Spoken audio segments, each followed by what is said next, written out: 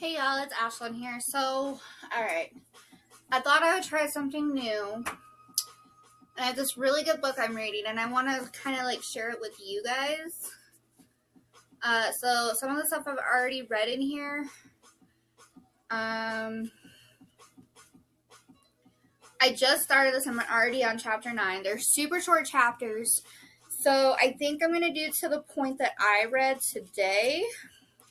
And then tomorrow we'll pick it up. But I have 6 books that includes this one, but I'm only going to do this one on this video. I have some non-copyright music for YouTube played in the background. I have the lights on. Everything's going good. So I hope you guys enjoy this. It may be a little long, but I am reading Somebody's Daughter by David Bell. And I'll go ahead and read the synopsis to you. And if you like the synopsis, like this video, and comment down below if you're gonna pick this book up or not. So when Michael Frazier's ex-wife Erica unexpectedly shows up on his doorstep, she drops a bombshell that threatens to rip his family apart. Her 10-year-old daughter is missing, and Michael is the father. Unsure whether this is the truth, but unwilling to leave the girl's fate to chance, Michael has no choice but to follow the elusive trail of the child he has always wanted, but never knew he had. Over the course of one night, lies that span a decade come bubbling to the surface, putting Michael, his wife, and his whole family in jeopardy. And as the window for a little girl's safe return closes, Michael will have to decide who can be trusted and who is hiding the truth. I'm seriously ready for this. I think this is going to be fantastic. I did pick this up at Gordman's for $2.98. It's originally a $16 book. So, and in Canada, it's a $22 book. So let's go ahead. I want you guys to grab a drink, grab a snack. If you have the book and you want to follow along, grab the book. That would be great.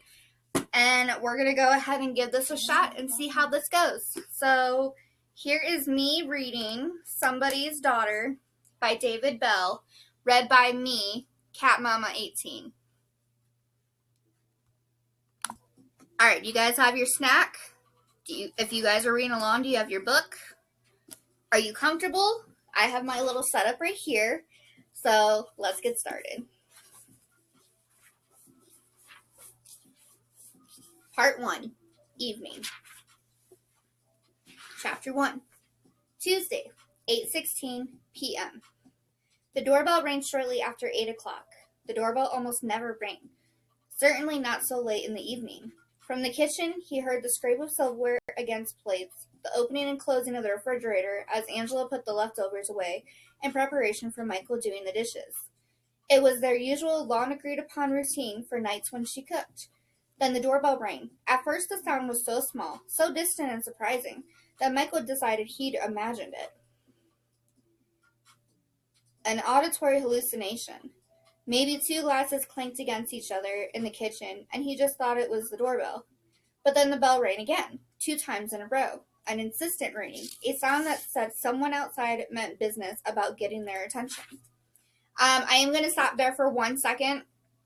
I do have a bit of a sore throat, but I'm definitely going to be reading this all the way through. I'm not the best at reading out loud. I'm better at reading in my head. So just bear with me.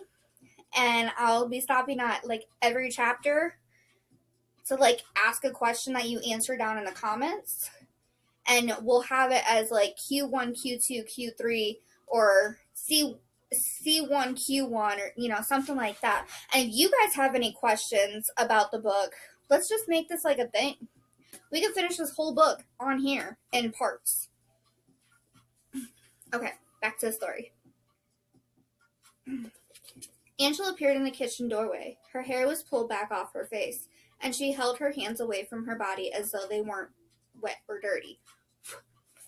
"Who is that?" she asked. "I'm not expecting anyone." "Can you get it? My hands are dirty." "I've got it," Michael said. He looked at his watch. 8:16. Probably a kid selling something. "A determined kid, apparently," Angela said as the bell chimed again. She smiled. "They must know who they're dealing with." What's that supposed to mean? Michael held back a laugh as he said it. He knew exactly what Angela meant. They know you're an easy mark. You always buy from them. Candy bars, magazines. They love you. Should you go answer them? You can be the bad cop, and I'll watch baseball. I don't mind what you do. I like that these kids know how to push your buttons. Admit it. You don't mind eating the chocolate I buy. Touche. Michael started for the door. Hey, did you call your sister yet? Not yet. Don't forget, okay? This is a big deal. Lynn's coming up on 5 years cancer-free. I know. You sent flowers, right? Yes, but you still need to call. It will mean a lot to her. I will. I promise. Michael felt light as he walked to the front of the house. He looked forward to watching some of a baseball game or maybe reading a book. He felt encouraged as he reflected on the continued good news about Lynn's health. Next week, he and Angela were going away, a trip to St. Simon's Island, just the two of them. Summer was good, languid, less work. If they relaxed more, if they got the time away, maybe they'd finally have luck in their ongoing struggle to have a child. If not, he wasn't sure how things would play out. He and Angela were both feeling the strain, the way it was adding to their marriage. He hated that sex had become a chore, a duty to be performed with the specific goal of producing a baby. Michael so wanted to get back to normal. Michael entered the foyer and opened the front door. The sun was dropping, the horizon orange and hazy with the heat that brushed across his face. Someone was grilling, the rich odor of sizzling meat reaching his nostrils. It took him a moment to comprehend the reality of the figure on his porch. She paced from one side to the other, a cigarette in her mouth, arms crossed. He couldn't find the words. He didn't know the words, so he just said, "What the hell?" She stopped pacing, removed the cigarette. She looked scared, haunted, her eyes wide and flaring. I need you, Michael. I need your help. I don't understand. Why are you even here? She took a step toward him, gesturing with the hand that held the burning cigarette. Michael caught a whiff of the smoke, leaned back as the cigarette came closer to his body. She dropped it on the porch. The ash sparked as it hit the ground. I just need your help, Michael. You need to back up, Erica. You need to leave. Michael, my daughter. Someone kidnapped my daughter this morning. And that's the end of chapter 1. Like I said, they're not very long chapters. I was going to just do try a chapter, but I decided against it because why not, right? I guess my question is upon when I first read this part, I didn't understand why she was coming to him. And obviously they didn't end their situation with each other in a good, rapport, basically. So, chapter 2. What is it, Michael? Angela called from the kitchen. Chocolate? Magazines? I've got it, Michael said, his voice hollow and barely audible. I apologize. There's going to be a lot of yawning in this. Michael moved onto the porch, pulling the door shut behind him. Erica stepped back, allowing Michael room. She started digging in the pocket of her jeans, which were dark and fitted, and brought out more cigarettes. While she shook one loose from the pack and flicked her thumb against the lighter, Michael took her in, observing the changes 10 years had etched on his ex-wife. Some lines had formed around her eyes, some skin hung looser beneath her chin, but her shoulder-length hair showed no gray, and the cut looked more stylish and professional than the messy ponytail she had preferred in college. Michael noticed the gray Apple Watch on her wrist, the smartphone tucked in her pocket. She looked like a grown-up, an adult, and the difference was striking. She took a long drag on the cigarette and blew the smoke away from Michael. You never liked this habit. I'd given it up until about 12 hours ago. What do you mean, your daughter? You have a daughter? How old is she? Erica's hand shook as she held the cigarette between her index and middle fingers. Felicity. That's her name. Felicity. Your favorite show, Michael said, remembering. Erica coming to his dorm room after class, sprawling across his bed, her shoes kicked off, catching reruns of Felicity. She loved to analyze and debate the characters' choices of men, wailed in distress with an episode played in which Carrie Russell's hair was cut short. Michael remembered it all. The late nights with friends in college, the drinking and the partying, their histrionic fighting, and the ensuing makeup sex. The day of their wedding, and also the day a year later when he left. All of it so long ago. When he looked back on that time, he thought they had both acted like children. None of this makes sense, Erica. I haven't seen you in 10 years. I'm married. I know. You know. You can't just show up at my door like this. There's a man. She started pacing again, lifting the cigarette to her mouth, the tip glowing the same color as the sky while she dragged. He's a music teacher at the school. He's odd. I think he liked her. Felicity. In an unhealthy way. You know? This man knows something. Her words became more and more clipped, her gestures more frantic as she spoke. Ash fell off the cigarette and hit the concrete porch. Even when things were at their best between them, many days in college, the early months of their marriage, Erica tended toward exaggeration. She always managed to turn even the smallest misunderstanding, either with him or with someone else, into an operatic blow-up. Michael reached out, placed a hand on her arm. Stop, Erica. Just stop and slow down. She did. She looked at his hand where it held her arm near the crook of her elbow, his skin touching her skin for the first time in a decade. Michael let go, but he said, if someone you know is in trouble, you need to call the police. They can figure it out. I have to work tomorrow. Erica paused for a moment. She dropped the cigarette, ground it under her sneaker, a new running shoe, and scuffed her foot, leaving a smear of dark ash across the concrete. Erica ran cross country in high school, jogged 3 to 5 miles a day in college, even on mornings after late nights of partying. She'd always been energetic, almost frantic, when she did anything. Walking, studying, talking, having sex. She looked at Michael as if he didn't understand something fundamental. The police are looking. They've been looking all day. Do you know what happens if they don't find someone right away? Do you know what happens to the missing person? The child? Erica. I've been talking to the police constantly, answering questions about me and my finances and my personal life and everyone I've ever known, including you. Me? Everyone. Everything about my life. They look into everything when a child disappears. I've had to answer the most embarrassing questions, the most personal questions. Michael took a step back. He reached behind him, his hand fumbling for the doorknob. Baseball, he thought. A good book. Michael craved those things and needed to get back to them, to his real life, not somebody else's. He saw a wasp nest in the corner of the porch where a support post met the roof. He was supposed to knock the nest down the weekend before, but he hadn't, even though a wasp managed to get inside and zip around the kitchen, throwing itself against the window above the sink until Angela swatted it with the magazine. The nest was bigger now. More wasps stirred, floated above their honeycombed dwelling. The odor of the cooking meat grew stronger as the wind shifted. The sky was transitioning from the day's blue to the evening's purple.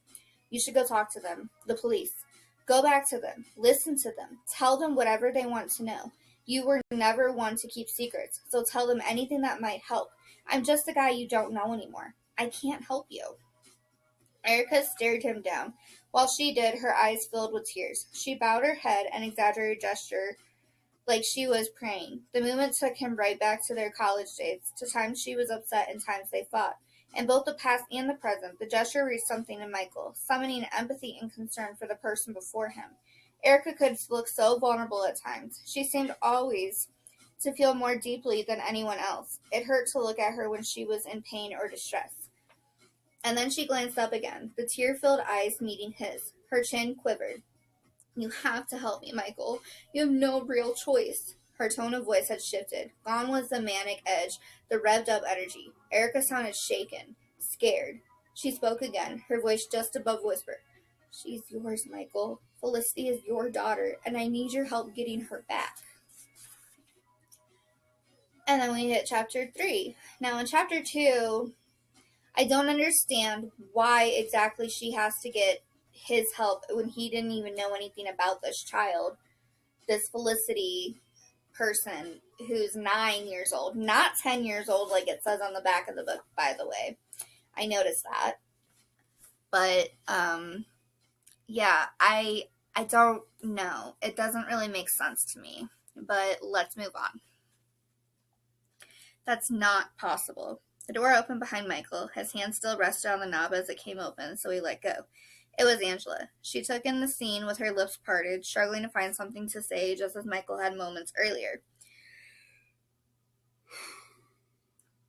By the way, before I get back into this, I want to know in the comments below how many times I actually yawn in this video. I want to know, because, man, I am exhausted, but I'm doing this for you guys, for content for the channel.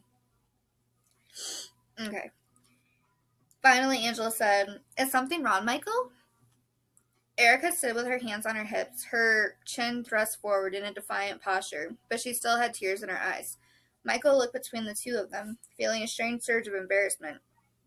He and Angela once ran into his high school girlfriend, Kayla McKee, whom he dated all during senior year. Michael felt awkward then, fumbled through introductions in the middle of the grocery store, but Angela laughed about it on the way home, pointing out that Kayla had 3 kids in tow and another on the way. "She's a breeder. You could have had a whole litter with her by now."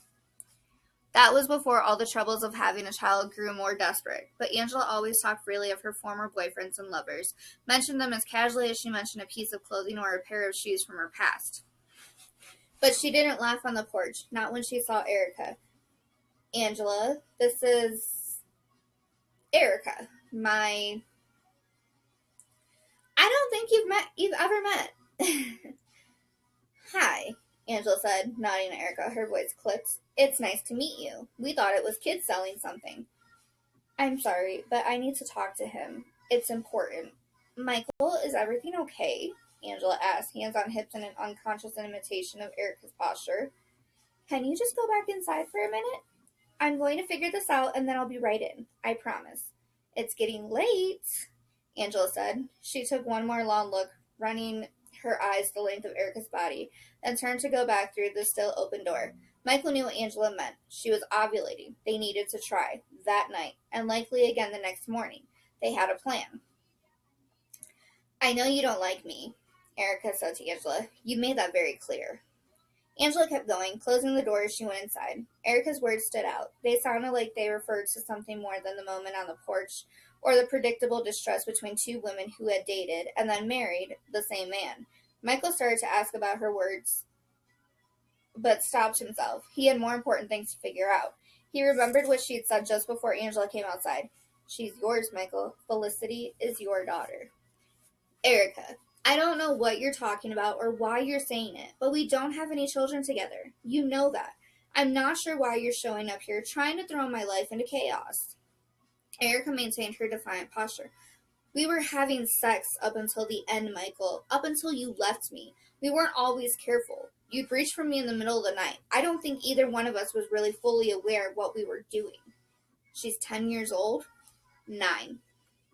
"And you never told me about her? Come on, Erica. That's crazy." "Don't do that, Michael. We're not married, but you still can't just act like I'm overreacting or hysterical. You've always done that, and it's never been fair." Erica started fumbling in her pockets again. Michael thought she was reaching for another cigarette, but instead she brought out her shiny iPhone. She scrolled through, her fingers swiping quickly, and then she turned the screen so Michael could see it. A photo of a child. She was blonde, like almost all the women in his family. Her cheeks were rosy, and in the photo, she stood in front of what looked like a barn, the red wooden boards cracked and peeling. A beautiful kid, yes, but his? Don't you see it, Michael? The resemblance? She's blonde. Lots of people in the world are blonde. They're not all my kids. None of them are my kids. Look closer. Zoom in. Erica, I can't even... We've been trying for 2 years, and the doctor says I may not be able to father a child. So how could this girl... Look. Michael did as he was told. He remembered Erica's determination, her iron will, once something entered her mind. He used his thumb and forefinger to zoom in on the girl's face. The picture cleared even as the light faded from the day. The action didn't reveal any more to his eyes. He still saw a cute blonde girl on an outing to the country, her cheeks flushed from a long run or the cold wind. I don't get it, Erica. A photo doesn't prove anything.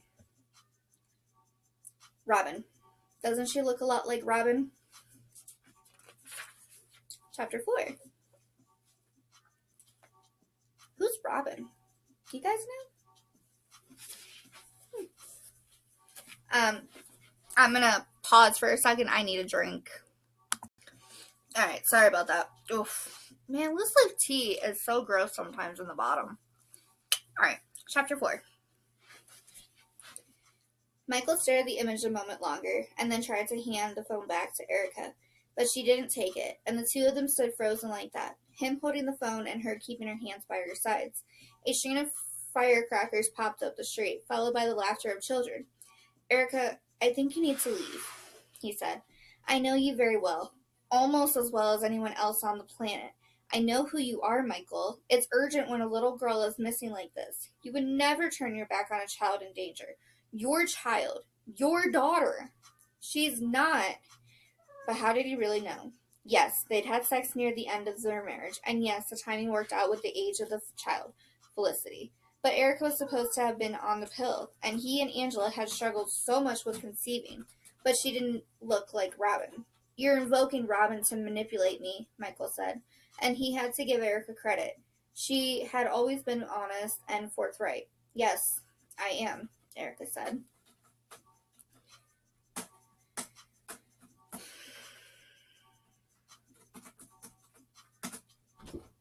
Get down. Excuse me. Get down. Michael was the eldest of 3 children. His 2 younger sisters were Lynn, the middle child, and Robin. When Michael was 12 and his sisters were 9 and 6, they lived in a house on the north side of Cottonsville, Kentucky, Michael's hometown, and where he still lived with Angela. The house was average, certainly not as large as the one his parents eventually moved to. The one they purchased as his father's home health care company continues to grow and expand. The first house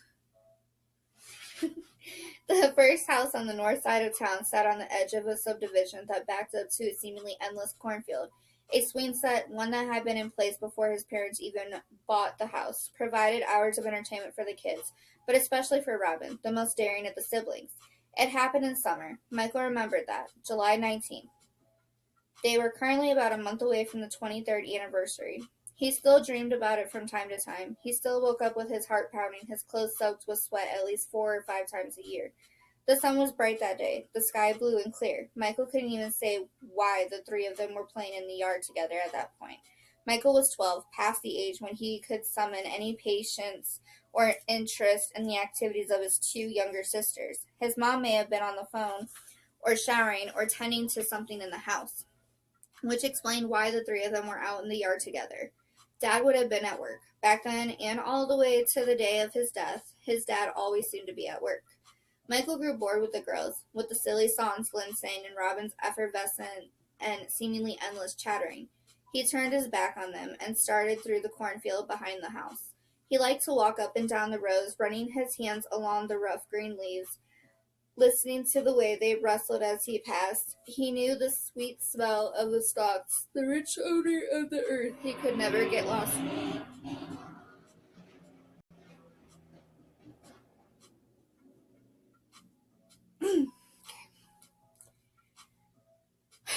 The roads were so neat and orderly, the path so straight and clear.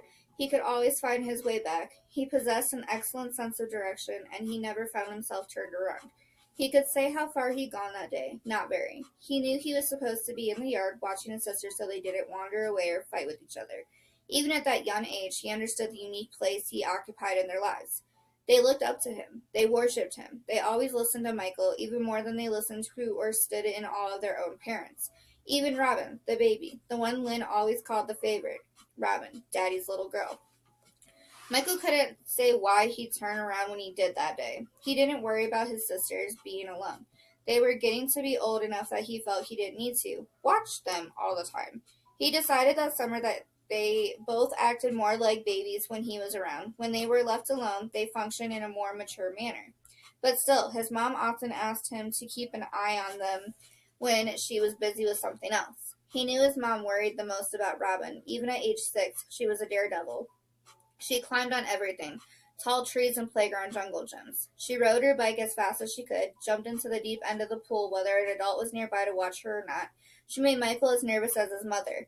Michael hated heights, hated the sensation of going fast or out of control, but Robin never flinched from anything, and their dad loved it. He encouraged Robin every time she took a risk. He cheered her on at her gymnastics practices when she flipped so high she fell, laughed a little even when he yelled at her for climbing too high in a tree. It bothered Michael that his father acted that way. He thought his father's behavior only encouraged more risky acts. And if Michael hated it, Lynn despised it. She always complained to Michael, and occasionally to their mom, about their father's signs of favoritism toward Robin. How he let her get away with anything, how he never punished her. Michael accepted that it was the way things went with the youngest child. He had friends at school with younger siblings, and they all shared the same complaint. The baby gets away with everything. But Lynn never let it roll off her back. She never shrugged off Robin's or their dad's behavior, never simply rolled her eyes and accepted the way things were. She fought against it. She balked at sharing things with Robin, refused to let her anywhere nearby when her friends from school came over, even as those very friends told Lynn how adorable and funny her little sister was. Michael chalked it up to sisterly rivalry, the difficulty of having a younger sibling of the same gender who seemed to draw a lot of attention. Michael took his time walking back through the corn. He had baseball practice that night. He looked forward to being on the diamond, to seeing his friends and throwing the ball around despite the growing heat. He loved the feel of standing on the dirt, the cracking of the bat, the shouts of his teammates. He heard someone screaming in the yard as he drew closer. He recognized the sounds. His sisters were fighting, arguing with each other over some perceived injustice committed by one of them. Their voices always shrill and pointed. Someone took a longer turn on a swing. Someone called the other one a name. Someone took something that belonged to the other. When Michael emerged from the corn, though, everything grew silent. A hot breeze blew, but the swings were still. Robin lay on the ground beneath the swing set, her head turned at a funny angle. He knew one of her favorite things to do was to walk across the top of the swing set, arms out to her side like she was on the balance beam, except this beam stood 8 feet off the ground. She never fell, never even wavered as she walked, even though the very act made Michael's stomach clench, made his own head spin like he was sick. The height terrified him. She laughed as she walked, taunting her siblings, but Robin never fell. Until that day. Lynn stood to the side, her mouth open, her face full of terror, and then their mom was running from the house, her hands raised in fear and panic. Oh my goodness, you guys. She was six years old. And, oh, wow. I can't even imagine. We reached chapter 5. We have 4 more chapters to go before we make it to where I left off. What I'm going to go ahead and do, though, is I'm going to take a moment, let my throat, rest for a second, get whatever's in my freaking eyeball out. That's why I don't wear makeup usually, but I wanted to look nice today. Make some more tea for my throat, and I will get back to you guys in a few minutes. Take this time, by the way, to go ahead and refill your drinks, get more snacks. If you want to read ahead, go for it, but we will be re-entering at chapter 5. I feel like I'm a teacher, you guys. I love this, though, so I really hope you guys are enjoying this, because I'm enjoying this to an extent also. After the video, I'm going to be doing another recording. I don't know if you guys noticed, this is just a little quick update reminder thing before I take my break from reading, but I am learning how to edit videos. I don't know if I'm going to edit this one. I might, though, but I'm not 100% sure. And then I also learned how to screen record, so we're going to have a lot more content coming soon. I hope you guys are going to like it, and I just think this is going to be really fun, but honestly, I could not imagine what is going through this mother's head to the 6-year-old little girl who fell from an 8-foot beam of the top of the swing set. If you hear any noises in the back, I have my best friend's cat, and I'm cat sitting because she's doing eggs for her daughter, and if she didn't bring him over here, then he would have found the eggs for the kids. So, I will be back shortly. Alright, y'all, are you guys back? Are you ready? We have a long way to go. Like, even to get to the second part of this 2-part book, it's 30 chapters in the first part, so we're not even close. We still have 25 chapters to go before we're even through, and then it's like 80...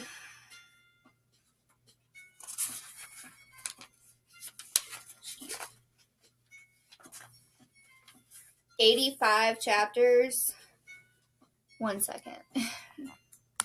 Alright, so in order to finish this book in 1 week, we would have to read 12 to 13 chapters for the whole week just to get through this whole book. So we might continue on after chapter 9 if I have enough time, because this only records for 2 hours and 9 minutes, just so you know. So let's go ahead and get back in, and let's see how much more my voice can do. And if anything, I'll just have to save the progress or pause it and hope for the best. But regardless, I will save the video, and then we can just continue on, or we'll figure it out, you know? I'll do as much as my voice will allow. Let's put it that way. So, chapter 5. You can't compare those two things. You can't. Felicity is just a few years older than Robin was, and she looks so much like the pictures I've seen of her. Erica took a step closer. Despite the smoking, Michael caught a whiff of something flowery, a shampoo or deodorant that smelled like lavender. But closer in, she looked even more run out and tired than he'd first realized. Her eyes were red, with the whites filled with crisscrossing capillaries like a tiny map. When we were married, hell, even when we were in college, you always told me you wanted to have children. And you always said you wanted to have a daughter, a little girl who might help the family move on in some way. Her tired eyes looked pleading, still filmed by tears. I remember the dreams you'd have, how you'd still see that day, that moment in your worst nightmares. I know all about how this has affected you and your family. Your parents couldn't even talk about her. I know it all, Michael. Stop it, Erica. You even said once you'd want to name your daughter Robin. Now, I know I didn't do that, but I thought about it. I really did. If we'd still been together, you didn't ever tell me. You say this child is mine, but you didn't tell me. I was angry, Michael. I was hurt when you left me. Very hurt. The only thing I could do to get back at you is to keep the child away. It's getting late, and time is a-wasting. The police, they keep telling me the first 48 hours are the most important. Michael, she's gone. Felicity is. If we don't act now, if we don't hurry, the police won't say what they mean by that 48-hour thing, but I know. They mean she's going to be dead, killed, murdered, maybe. Well, you can imagine all the other things that can happen to a girl. My daughter. Our daughter. Erica's breathing grew frantic, spastic. Her shoulders and chest shook convulsively so that Michael wanted to reach out and grab her just to stop the painful-looking movements. I don't know what I can do that the police can't do, and shouldn't you be there? At your house? I'll go back. Soon. I needed a break. I needed help. You went to therapy when Robin died, didn't you? You told me. And so did Lynn. Why are you bringing that up? People need help from others. We can't just wallow, and sitting in that house was like being in a pressure cooker, and that's the one place Felicity isn't. Erica brought out the cigarettes again. Her hand shook so much she dropped a pack. Michael bent down and picked them up. Their fingers brushed when he handed them to her. She managed to get one into her mouth, and Michael took the lighter and held it with Erica while Erica inhaled. 1 second. Up the street, a lawnmower roared to life, cutting through the quiet suburban evening. Someone was trying to get a few last blades of grass cut before the light was gone. I told you, there's a man. He teaches at Felicity's school. I don't know what it is about him, but he always acted really interested in Felicity. He talked to me about her, sent notes home about how smart she was. He used the word amazing once. It just never seemed right to me. The way he acted, it didn't seem healthy. Did you tell the police about him? I did. They questioned him this morning, not long after Felicity was gone. Taken. I thought we'd know something right then, that he would tell them where she was and why she was gone. But the cops let him go. It was so fast, Michael. So fast. They just let him go. I don't think they even searched his house. What if she's there? What if she's been held there all day and we just need to go there? And you want me to what? Talk to him. With a man like you there, he might respond. I'd feel safer going. Just go do this and then come back. That's it, Michael. For me. I'll never ask you for anything ever again. Don't you have someone else who can go with you? A friend? Or a guy in your life? I'm a single mom, Michael. A single, working mom. I don't have a huge circle of friends. I don't have guys knocking down my door wanting to date me. Where do you even live, Erica? I'm in Trudeo, on the west side. Michael still held Erica's phone. He tapped it with his index finger, bringing the photo of the girl back onto the screen. Yes, she looked like Robin. Yes, she could very well be his daughter. And Michael knew Erica was right that time. Was critical for a missing child. Everyone knew that. He handed the phone back to her without meeting her eye. Michael, she said in a pleading tone, go to the end of the driveway. Wait there. I'll be right out. Well, this is going to get interesting. How is he going to tell his wife, Angela, that he's going with his ex-wife, Erica, that they supposedly have a child together with? Oh, she doesn't know yet. Is he gonna tell her? Oof. This is David Bell, you can definitely grab somebody's interest right off the rip. Chapter 6. Quiet pervaded the first floor of the house. Michael peeked into the dining room and then the kitchen, seeing no sign of Angela. He saw the dirty dishes he needed to wash. He smelled the remnants of their dinner, grilled onions and peppers, chicken for fajitas. A half-full glass of wine, Angela's, sat by the refrigerator, the Cabernet strangely reminding Michael of blood. He headed upstairs, his feet brushing the carpet as he moved past the unused bedrooms, one of which, they hoped, could someday become a nursery, and walked toward the entrance of the master. Angela looked up when Michael came to the doorway. She sat on the bed with her phone in her hand, scrolling through either news or social media. A lamp cast a soft glow on her face, but the set of her jaw was hard. Is she gone? Can I talk to you for a second? So she's not gone, is she? Angela asked. Angela's forehead creased with frustration. Her light brown hair was still pulled back, but a strand had worked its way loose and hung alongside her face.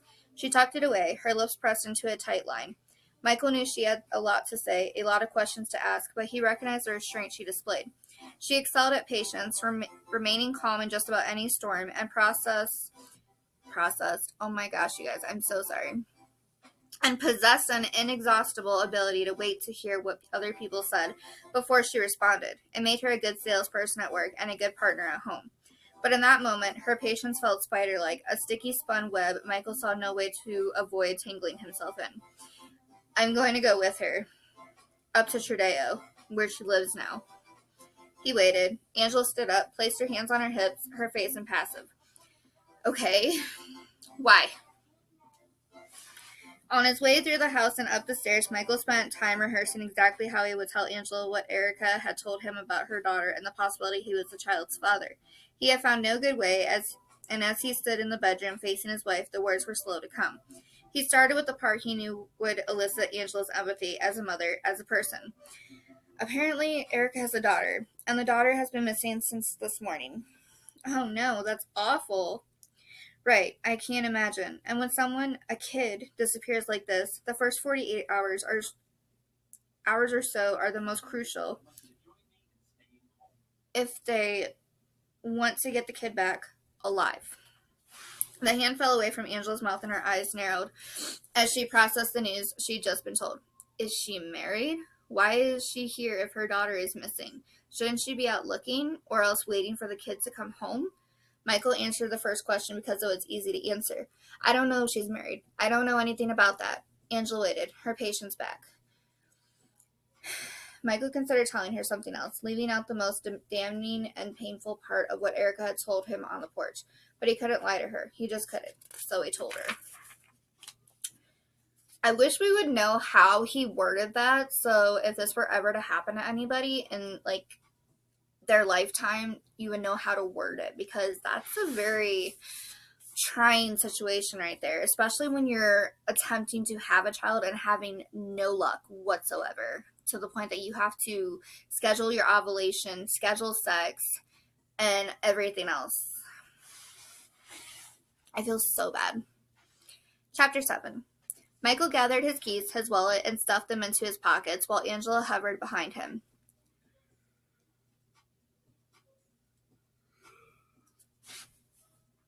She can't be right, Michael. She can't just show up here and say you're the father of her child and then you just believe her. It's not logical. We were having sex up until the day we separated. I know. But you use protection, right? You're smarter than that. The pill. She was on the pill. It's not perfect. If she was even taking them, hell, the way we're struggling with having a baby, maybe it's a long shot. The doctor said you're okay. I know the doctor says I have a low sperm count, but it's not just me with issues. Remember? Ooh. But the first part of her statement brought Michael up short. He didn't know for sure whether Erica took the pills. He never checked. He took it on faith that Erica swallowed one every morning. What husband would want to have to check on that? Where does she want you to go? Do you even know what she's getting you into? Michael made a calming gesture with his hands, holding them out before him, the palms toward Angela. As he did it, he knew it was a bad idea. No one liked to be told to calm down when they were angry. Angela certainly did it. Michael, I'm sorry, there's a guy she wants to talk to, someone who might know where the girl is. She wants me to go along. I guess she might feel safer with a man by her side. And you're the man, not some other friend or a cop? She might be lying or I don't know what, but she thinks the kid is mine. That's why she wants me to go. Do you hear this, Michael? Do you hear this? Erica had issues, just like we all do, but she wasn't a liar. She was always forthright. Except she didn't tell you about this child, or she's lying. Well, we'll sort that out, I guess. Before Michael could move past her and through the door of their bedroom, Angela reached out and placed her hand on his arm, stopping him from moving forward. She tightened her grip, an affectionate squeeze, a reminder that the two of them were connected in ways that didn't need to be spoken out loud. Years together. Mostly good, but even the bad. Together. Connected. You should call the police right now. Go over to the phone and call them. Tell them Erica is here and she's upset about her daughter. She wants you to confront a witness or a suspect or whatever, and they need to come and talk her down. That's their job, not yours. It's understandable that she'd be upset if her kid is missing. I get that. The cops will understand. I can't do that. This is your life now. You and me. Our house. Our future. Angela's brown eyes widened, beautiful dark pools. We have plans for next week. We have plans for tonight. Remember the time of month? What we're trying to do? That's for our future together. Michael reached down, took her hand off his arm, but held it between both of his. He loved the feeling of his skin against hers, even in the most casual way. After a decade together, he found her touch could still send jolts of electricity coursing up his arms, even with the strain of both of them working. Trying to have a child, he still felt it. It was also true that over the past year, they'd snapped at each other more, neglected the little things that had once made them feel so intimate. He tried to remember that all working couples went through these things, that life sometimes felt like an out-of-control merry-go-round, and they were both desperately hanging on. It's an hour or so up to Trudeo, and then an hour back. A little chat with this guy, or maybe I can talk her down from the ledge before we go very far. But if something happened to your child, if we couldn't find her, wouldn't you want anyone and everyone on earth to help you get through? Wouldn't you want the whole world to stop if you were living in that hell and hearing that clock tick? Angela looked down at their joined hands. I wouldn't go to someone I hadn't seen in a decade. I wouldn't call up any of my ex-boyfriends. I'm not her ex-boyfriend. I'm her ex-husband. Angela broke free of his grip. She stepped back, her gestures and movements short and sharp. After a moment of looking at the floor, she tilted her head up, her eyes locking with Michael's again, her breath coming through her nostrils. How do you know I won't call the police the minute you walk out the door? I can tell them your name and her name and where you're heading. How do you know I won't do that? I'm asking you not to? You're trusting everyone tonight, aren't you? What if she is my daughter? Angela winced and looked away. Yeah, I don't know about that. I'm not sure I can think about you having a child with someone else when we can't. But if she is, she showed me a picture downstairs. She looked like who? Like my family. Angela's eyes narrowed. She discovered something. Like a terrier, she held it in her mind's teeth and worked it over. How old is this kid? The missing one? 9. 9? Oh, Michael. Do you think she looks like Robin? Is that it? Michael's anger broke, his words exiting his mouth like a whip crack. Don't make me out to be a sap. I'm worried and I'm helping. This isn't buying magazines. This is a kid's life. Michael, you're not a sap. You're nobody's fool. But this issue, Robin, I know the weight you still carry from it. I know you have the dreams. I know your mom isn't close to being over it. I'm sure Erica knows all about what happened to Robin. You must have told her when you met. She must have seen how your family acts about it. I'm going. He tugged the bedroom door open and stepped through, heading down the hallway toward the stairs. He wondered how any parent bore the burden of losing a child. He'd seen the toll it took on his parents over the years. His father's inability to even say Robin's name until the day he died. The pictures of Robin that went into a closet. The fragility and protectiveness that his parents displayed. Michael wouldn't have wished it on his worst enemy. Angela followed him down the stairs to the front door. Before he went through it, she said, "Be careful. You don't know where she's taking you or who you're going to see." "I will." "No, really. Be careful. Remember when you two split up? You told me about her calls, the threats?" "Not threats. She was hurt." "I saw the emails, Michael. If she lied to you about birth control and then kept this child from you, if she sent you those messages when you left her, then are you sure you know everything she's capable of?" Michael paused for a moment, taking in the house, the cleanliness and the comfort, problems and all. This was the life he loved, the life he held close. He flashed to the picture on Erica's phone, the blonde girl, the one who looked so much like Robin. "An hour there and an hour back," he said as he went out the door. "Jesus! You scared me! Don't do that!"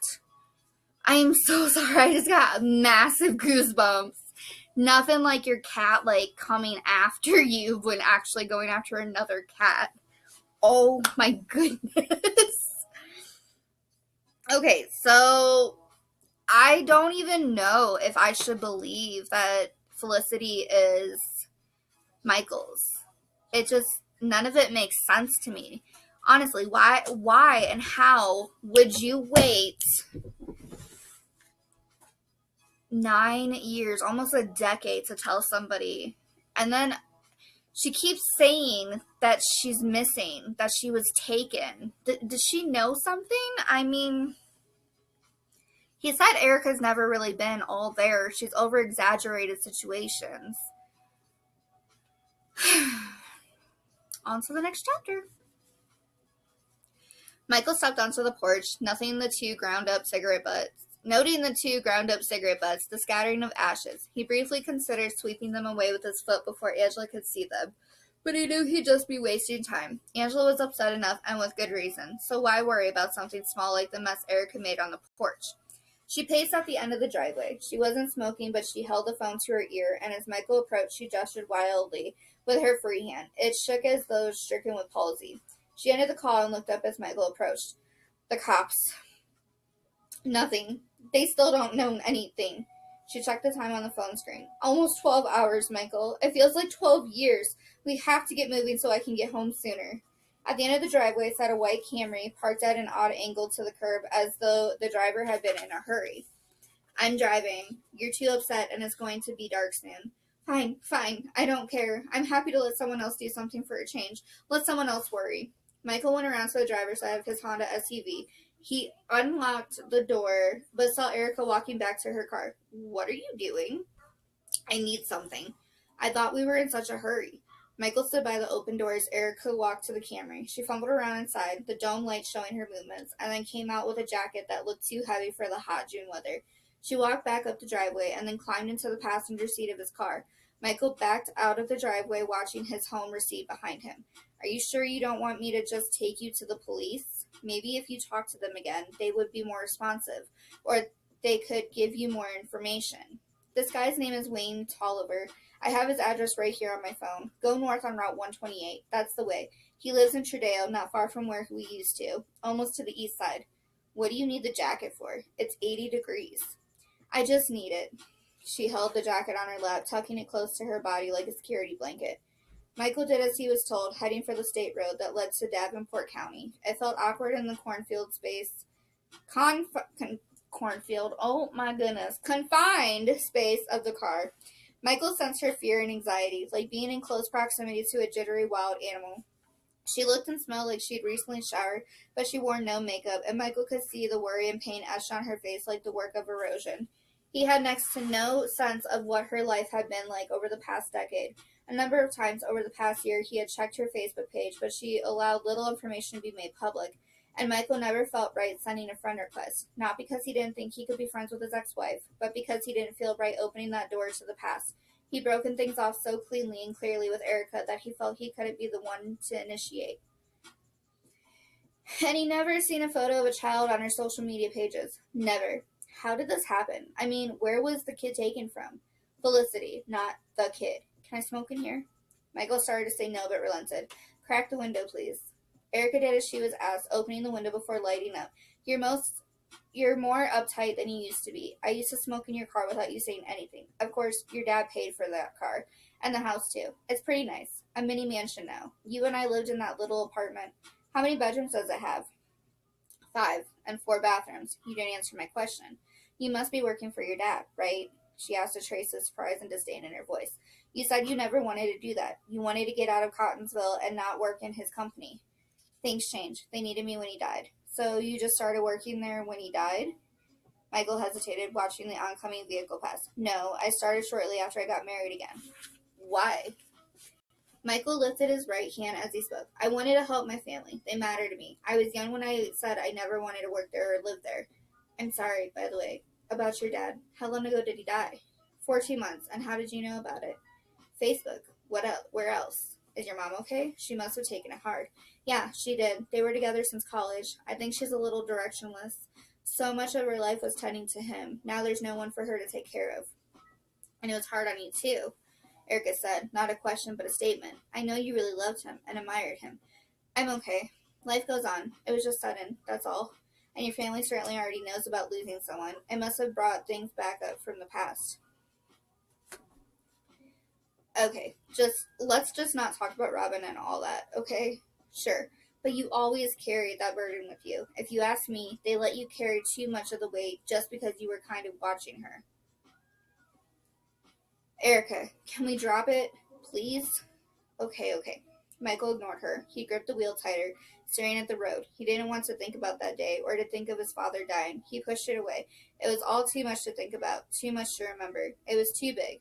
Boy, your dad didn't like me, did he? Imagine if he knew we were riding around together now. He thought I was such a loudmouth, which I am. You didn't answer my question from before. I know. I've answered it 20 times today. It makes me tired and hurt every time I have to say it. God, I've never felt so drained. She rubbed her eyes with her free hand. She rubbed so hard it looked painful. Michael wasn't sure he'd ever seen someone look so weary and tired, as though she carried an unseen 1,000-pound burden. It's why I'm sick of talking to the police, but I guess you deserve to know, since I brought you into this. She sighed as she told him about agreeing to adopt a dog for Felicity just over a year ago. Erica said she really didn't want to take on the responsibility of a dog, but she thought it might be good for Felicity. During the summer, the two of them had fallen into the habit of taking the dog to the park in the morning before the heat of the day set in, and leading it on a long walk. Even that early in the morning, they both ended up sweaty, but Erica still had enough time to return home and shower and get ready for work.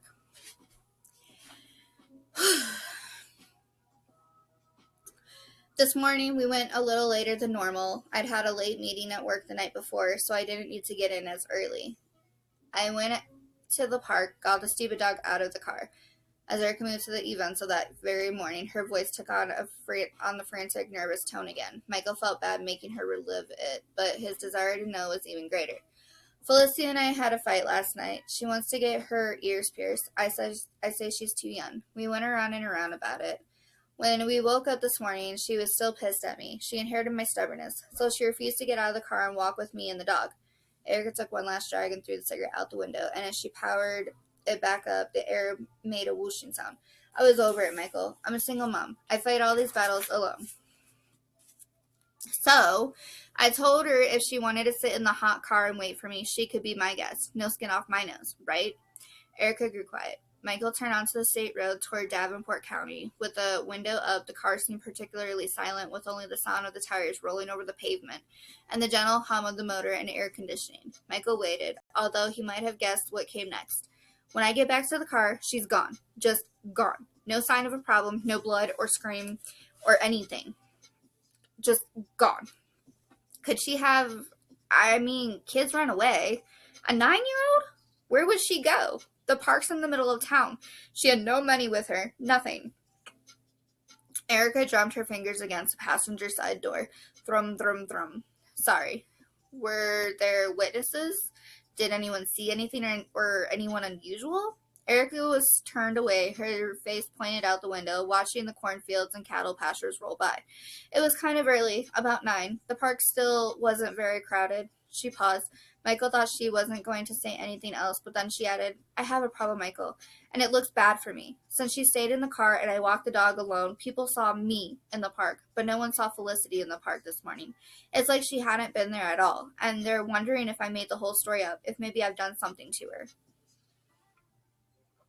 Alright, so I guess I'm curious if this Felicity's even real, or if this is her way of getting an ex-husband back. I want to keep reading. I mean, we're only 5 minutes to an hour in, and we've already accomplished damn near 10 chapters. I want to keep reading until probably the whole 2 hours, because my throat's doing a lot better. I do need to take a drink, though, so give me 1 second. Alright, so up to this point, we're now on the chapter that I left off on, and I have no idea what's going to happen next. So, and remember to count those yawns, because damn it. Because I want to know in the comments below how many times I yawn in this whole video. I think it'll be fun. It'll also, like, grasp your interest a little bit more. So, and if you're liking it so far, let me know down below.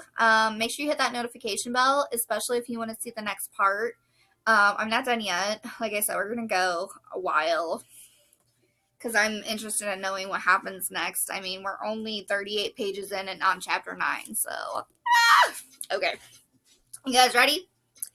Alright. Chapter 9. Tuesday, 9:01 p.m. Angela went upstairs after Michael left, entered their bedroom, and grabbed a sweatshirt. She'd had a plan for the night. She wanted them to share a drink and head to bed early, and then they could take advantage of the time of month to try to finally conceive a child.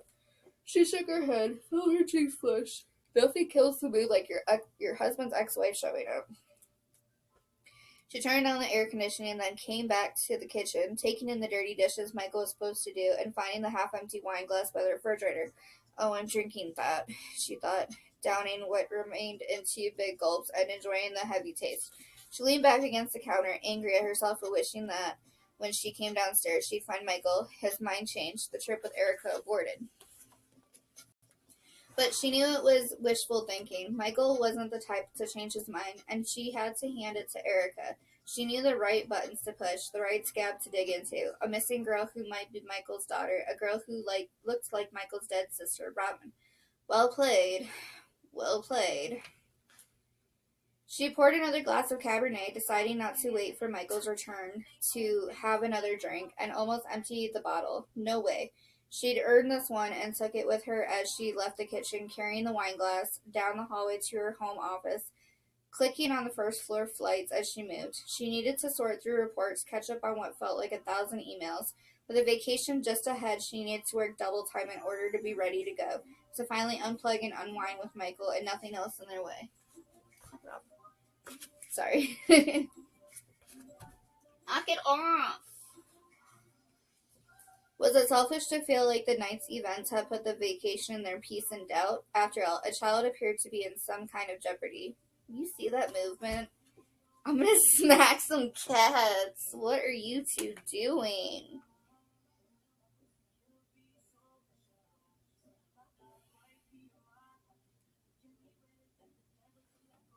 You're fine. Sorry, my cat is fucking around with the other cat. She tried not to dwell on that. She tried not to contemplate what it would feel like if Michael had a child with another woman and couldn't have one with her. It was just too much. And too soon, since she knew nothing for certain. She also tried not to think about the night ahead, the date she and Michael had since she was ovulating, and that was now in jeopardy.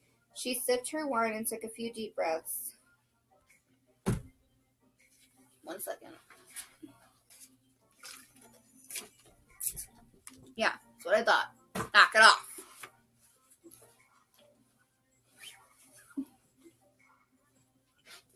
Okay, sorry about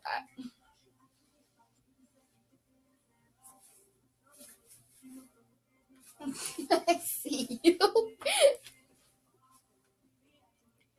Calm. She reminded herself. Calm. I'll still be ovulating tomorrow and next month too. But she ignored work for the moment. She almost never pushed her job aside, especially during the precious evening time when Michael watched baseball or read or did his own work. But she needed to check on something to assure herself of what was really going on. She took out her phone and opened her Twitter app. She entered missing child in Trudeo, Kentucky. It took a moment for the information to appear. At first, Angela saw nothing, and her mind raced even faster. But then she saw it. An Amber Alert had been issued in Davenport County.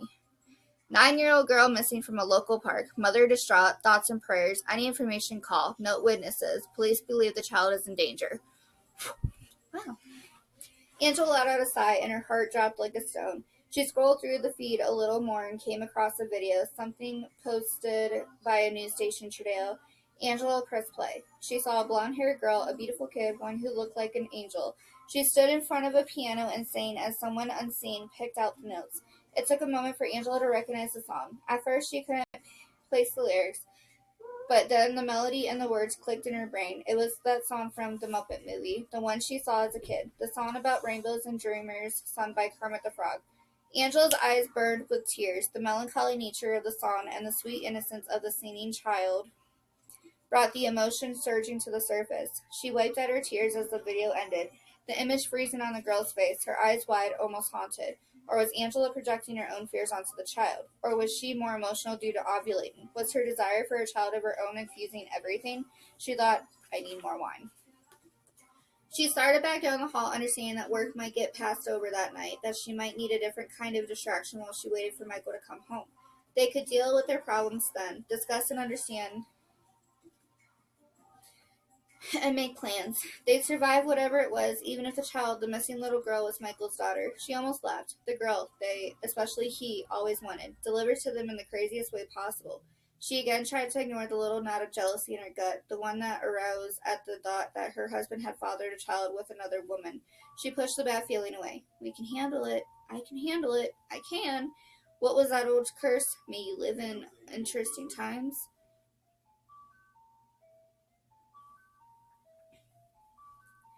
She reached the kitchen, pulled down a new glass since she'd left the old one on her desk, opened a new bottle, and started to pour. When the doorbell rang, her hand jumped, and she spilled the red liquid on the counter. Damn it! She left the wine glass and the spill on the counter, set the bottle down. The house had turned into Grand Central Station, the front bell ringing like a pinball machine. Could Michael have forgotten his keys? Could it be Erica? But then, without Michael? Or was it simply a chance to buy overpriced candy bars to support a little league team? She hurried back to her desk and grabbed her phone. She opened the keypad, walking to the door with her fingers poised, prepared to dial 911 if she had to. She slipped the living room curtains aside and peered out at the almost fully dark street, the tall light poles shimmering to life. A man she didn't know stood down at the end of the driveway, leaning close to a white Camry in an apparent attempt to see inside.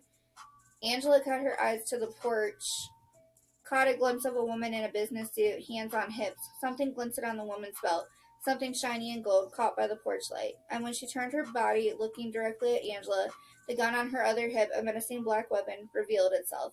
Angela stepped back, her heart thumping all over again. Cops. Okay, so, first of all, Erica's not lying about Felicity. At least I don't believe so at this time. It could be somebody else's kid that fits the description, and she's just claiming that this kid is his. I'm not sure. And second of all, why and how did the cops know to show up to Michael and Angela's home in a whole different area that's not Trudeo?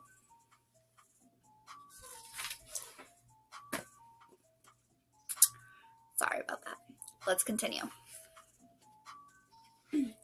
Chapter 10. Miss Fraser, are you Angela Fraser? The woman with the badge on her belt stood with her hands on her hips, her jacket open over a simple white shirt. Angela looked over the woman's shoulder and saw the man who had been standing by the white car now, walking up the sloping driveway, his movements slow and labored behind a large gut. I am. Is something wrong? Has something happened to my husband? I'm Aaron Griffin, a detective with the Davenport County Sheriff's Office. She pointed to the man who was just getting close to the front porch, the sweat beading on his forehead, his face red. This is my colleague, Jim Twitchell. We're assisting the lead detectives on a case in which your husband's name came up. The man, who had a large moon face and a buzz cut, nodded to Angela but didn't say anything. He pulled a handkerchief out of his pocket and mopped his brow. He looked to be about 50 and wore a dark suit with a red tie, the knot loose at his neck. The woman appeared to be in her early 30s, which made her the same age as Angela. Whether because her partner was overheated or because she was just that kind of person, Griffin appeared to be in charge. Her hair was cut short like a man's, and her blue eyes looked snowflake cool. Only the light spray of freckles across her nose softened her appearance. Why are you asking about your husband? Is he not at home? No, he's not. Are you here because of the kidnapping? Mind if we come in? Griffin pointed past Angela and into the air-conditioned house, and she seemed to be moving inside without waiting for permission. Angela stepped aside, and Twitchell came in too, nodding at Angela as he passed and letting out a relieved sigh as the refreshing air hit him. We could talk in the dining room. Angela led them through the large foyer and across the living room. She took the seat at the head of the table, the one where Michael usually sat, and the two detectives sat on either side of her. She felt like she was in a crossfire. I'm sorry if the table is a little dirty. We haven't cleaned up our dinner mess. No worries, Griffin said, smiling, but her eyes still didn't show much warmth. They seemed to be scanning Angela, extracting information from her just by looking. Spacious, Twitchell said, his voice envious. Angela grew up in a cramped three-bedroom ranch-style house, sharing a room with her younger sister, then lived in dorms and tiny college apartments. She still wasn't completely used to all the space they had, still felt slightly embarrassed by the size of it all. We're hoping our family expands to fill it. Can I ask you how you know about the disappearance in Davenport County? Did you hear about it on the news? Angela looked back and forth between the two of them. Their patient faces gave away nothing. No hope, no fear, no encouragement or disdain. She came to her house, Erica. She's still going by Fraser, isn't she? Erica Fraser? Angela tried not to sigh or roll her eyes. She came here and told Michael, and the two of them left together. Twitchell's eyebrows rose ever so slightly. He reached up and wiped his forehead with his left index finger. Where did they go? To see some guy. Erica told Michael this guy might know something, and she wanted to talk to him with Michael along. The detective shared a glance, their eyes cutting toward each other for one beat and then returning to focus on Angela again. Twitchell said, I'm presuming that when Miss Fraser was here, Erica Fraser, that is, she told your husband Felicity is his child. No, no! Sorry. She did. Is that true? Angela lifted her hands and let them drop back against the top of the table. I have no idea. I'd never heard anything like it before today. Erica Fraser has told a few of her friends and acquaintances that Felicity is Michael's child, and given the timing of when they were married, it is possible for that to be true. Angela leaned back in her chair. Are you investigating my husband or trying to find a missing child? Something crossed Griffin's eyes, a flash of anger that came and went faster than a lightning strike. A muscle twitched in her jaw. Is tonight the first time you met Miss Fraser? Angela remained leaned back in the chair. She almost laughed but didn't because she understood what the cops were doing. They were trying to see if she would tell them the truth about meeting Erica before. They knew the answer to the question. They wanted to see how she would answer. For the second time that evening, she thought, well played. We met one other time. I'm guessing you have a report on that? Twitchell pulled out a smartphone and started tapping it, his lips pressed together with concentration as his meaty fingers did their work. This was just over a year ago, he said, his eyes squinting as he read. The time you went to Erica Fraser's place of work and got into a screaming match with her in front of her coworkers. Why would Angela go to Erica's work and get into a screaming match? Wait, did I say a year ago? Just over a year ago. What? Okay, next chapter 11, because we're just going to keep going. Angela reached up, found the strand of hair that had popped loose again. She started to twirl it, but stopped herself and tucked it behind her ear. She didn't want to look like a 12-year-old playing with her hair in front of authority figures. I think screaming is an exaggeration. Twitchell looked at Angela over the top of his phone. Well, you spoke loudly enough that the police had to be called. That sounds like yelling at least. We can see from the report that no charges were filed, but do you mind telling us what caused this to happen? So now I'm being investigated? Griffin leaned closer. We're investigating a missing child. A child who could right now be in grave danger. It's a critical time, so we need to understand all the moving parts and how everyone is connected to everyone else in order to help us find her. She glanced at the clock on the wall behind Angela.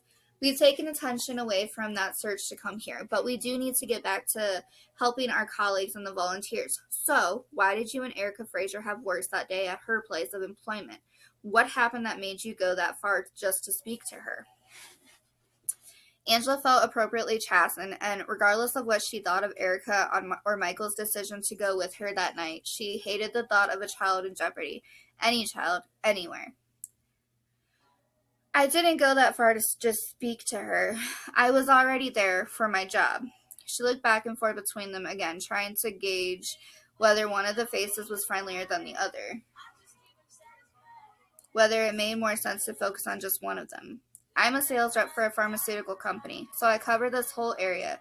I go to Trudeau and Davenport County every couple of weeks. Did you know Miss Fraser was living there? Twitchell asked. Angela started to ask them to stop referring to Erica by the name Fraser, but she held her tongue. Better to stick to the question she'd been asked. Yes, I knew. I'd seen her page on Facebook before, so I knew she lived in Trudeau, and I knew she worked at the State Employees Credit Union up there, but I didn't plan on seeing her. She shifted her eyes to focus exclusively on Griffin, thinking she could register by speaking woman to woman. I admit I was always curious about Erica. My husband married her after all. It's natural to wonder about your partner's exes. Sometimes seeing them in person deflates all the notions we build up in our minds about what that person is really like, you know? Oh, she's not really that pretty, or, oh, she looks heavier in person than in the pictures, right? Griffin nodded, but Angela couldn't tell if it was solidarity or an attempt to keep Angela talking. I had a break that day because a client canceled, and I looked at Facebook just to be looking, and then I looked at Erica's page. Like I said, I do it every once in a while. And what do you think I saw? The detectives remained silent. They recognized the rhetorical nature of the question. I saw a picture of her and Michael, a wedding picture. She had a few other pictures of her life up, but I noticed this one. Angela held her hands out above the table, palms up, pleading to the investigators or the universe to understand how crazy the idea was. Why was that there? My husband, years after they divorced, and she captioned the picture. It said something about lost love and bittersweet memories. It really bothered me. It felt like some sort of violation, to be honest. Was there a reason why she put it up? Was it a special date? I have no idea. So you went to the credit union to tell her what? I went there and I parked outside and I realized how stupid I was being. Why say anything? Why let someone from the past affect my life? After all, I was married to Michael. He walked away from her, so I didn't need to say anything. The memory brought the sting of embarrassment to Angela's face. She wasn't the kind of person to lose her cool. She wasn't the jealous type, but that previous spring, after several false alarms, she and Michael were starting to understand the struggle it would be to conceive a child. She felt raw that day, agitated, and as she was ready to start her car and drive off, Erica came outside, apparently on her way to lunch. She looked so at ease, so carefree. She could post something that upset me and then just go on. I know it's silly to feel that something like that is a disruption of my life. I should have just ignored it. So you said something. I acted foolish. I told her to quit posting photos of Michael. Angela shrugged, lifting her hands and letting them fall to the tabletop again. She didn't even recognize me. I just told her who I was. We went back and forth a little bit, and then she said the thing that really got me. What was that? Twitchell asked, his eyes shining ever so slightly in anticipation of a juicy detail. I'll say it, but I realize now it sounds very high school. That's okay. She said I was just upset because nothing could erase what she and Michael shared together, and they were connected in ways I couldn't understand. Angela scratched her head, looked down at the table, and then back up at the cops. So things just escalated from there. I got out of the car. We got close to each other, yelling at each other. One of her coworkers called the police, and they came and calmed things down. No one pressed charges, and I just got back into my car and went about my day. Believe me, my own embarrassment was worse than getting charged with anything. Twitchell nodded, his head moving as though he heard music. What did your husband think when you told him all of this? He asked, his head still moving. You all think of everything, don't you? The two cops blinked at her. He doesn't know. I never told him about it. Well, no wonder Erica sat there and said to Angela that I know you never liked me, or whatever she said at the beginning. All right. Chapter 12. Griffin reached into her jacket pocket and brought out a small moleskin notebook. She produced a retractable pen from the same pocket and clicked it open by turning it upside down and pressing it against the top of the table. She turned to a blank page and wrote something down, something Angela couldn't read even though she tried. The sound of the pen scratching against the paper sounded loud in the quiet house. Twitchell seemed preoccupied with his phone, scrolling through using his index finger. For all Angela knew, he was looking at a baseball score, seeing how the Reds were doing against the Nationals that night. When Griffin finished writing, she studied her words for a moment and then looked up at Angela. This is just a routine question. We have to ask everyone, where were you this morning? We're going out of town soon, and I have a lot of work to catch up on. Reports and things. I was doing that when you showed up here tonight. Angela gestured over her shoulder with her thumb in the direction of her office, but then realized how pointless the motion was. They didn't know what her office looked like. They didn't know where it was in the house. She lowered her hand. I had a couple of clients I needed to see to make calls on, but I contacted them and rescheduled.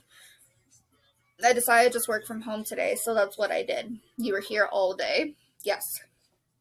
You were here alone? You didn't see any clients or meet anyone? No. And your husband wasn't here either? He was at work. His father died a little over a year ago, and Michael has stepped in to lead the company. He works long hours and usually doesn't come home during the day. This is the home health care company? Yes, Fraser Home Health. My father-in-law founded it. The company meant a lot to Michael's father and his mom. I think Michael wants to keep it going for them as much as for himself. Griffin used her thumb to click the top of her pen. Click, click, click. Did you have calls today? Conference calls, work calls? No. So you didn't know Felicity existed and your husband didn't know she existed, but you've been to Erica's Facebook page. You didn't see pictures of Felicity there? A lot of people keep their information private on Facebook unless you're friends with them, and I'm not friends with Erica on Facebook. She has a handful of photos that anyone can see, but none of them showed a child. If I had a child, I might keep their photos private on social media. Believe me, I'd have remembered if I'd seen a picture of her kid on her page. Just like you remembered that wedding picture. Exactly, Angela thought. Twitchell might have been trying to get a rise out of her, but the comment was accurate. She'd have noticed and remembered a kid. She'd been noticing everything about children lately. She teared up a little when she saw babies and moms in the grocery store. She felt a lump in her throat when she saw families in TV commercials. She found herself driving slowly past Babies R Us stores. Yes, she noticed kids. And there's been no other contact between you or your husband and Miss Fraser since the two of them split up? He heard from her early on when they first divorced. In fact, Erica sent him some pretty hateful email messages back then, ones that just made me feel really uncomfortable. So this was when you were already married? No, we were dating. We met just a few months after Michael and Erica split up. Some of her messages mentioned me, so she knew we were dating somehow. And they made you uncomfortable? In what way? It's been a long time, but she said things like she wanted Michael back and how much he meant to her. Look, I'm not insecure, but it's weird to hear that from your new boyfriend's ex-wife. And Erica was pretty and fit, and I just didn't like it. Who would? What did he do about the messages? Did he tell her to stop or what? He decided to take the high road and tread lightly. He didn't want to cause Erica any more pain than he already had. Michael's like that. He tries to give people the benefit of the doubt as much as possible. He felt guilty over leaving her after such a short amount of time, so he felt like he could handle some awkward emails. And he said Erica had a tendency to act overly dramatic, to carry on a long time over something. He just wanted to let it blow over, and it did. He stopped hearing from her, and life went on. Do you know anyone else who knows Erica Fraser? She and your husband must have had friends back then. Are you or he in touch with them? I don't think Michael's in touch with most of those people. His family knew her, obviously. His parents and his sister.